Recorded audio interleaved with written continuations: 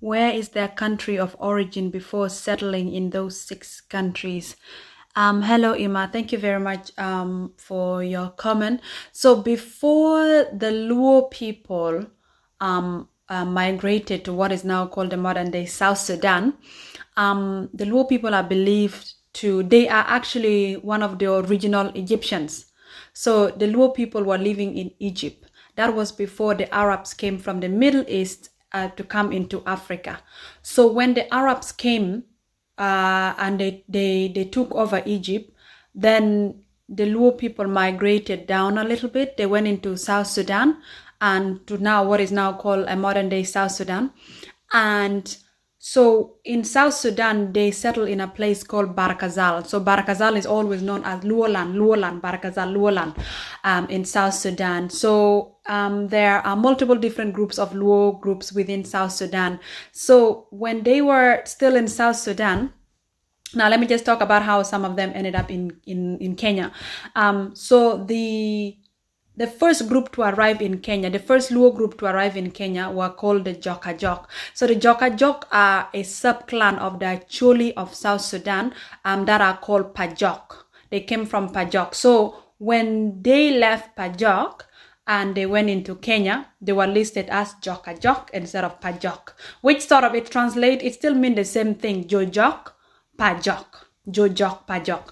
So it still means the same thing. And the second and third group that came into Kenya was the Omolo and Owin, which are believed to be from Uganda. So some Luo groups went into what is now called modern day Uganda, and which are now known, there's actually of Uganda, Alur and Padola.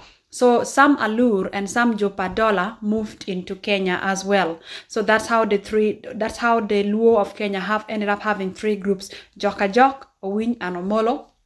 And then what happened and how some of the Luo people ended up actually in Tanzania, it was due to how the British created the border. So I believe at this point a lot of people are aware that the Luo of Tanzania and the Luo of Kenya, they speak the same language. So when the British went into Africa and they started dividing the countries, some Luo that are now in Tanzania were cut off from the Kenyan group. They are now in a place called Mara. So where the Luo people have settled in Tanzania are called the location is called Mara.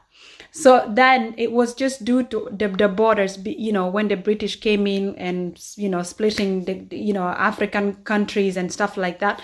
That's how some of the Luo people ended up in Tanzania and some in Kenya. But however, they ended up speaking the same language.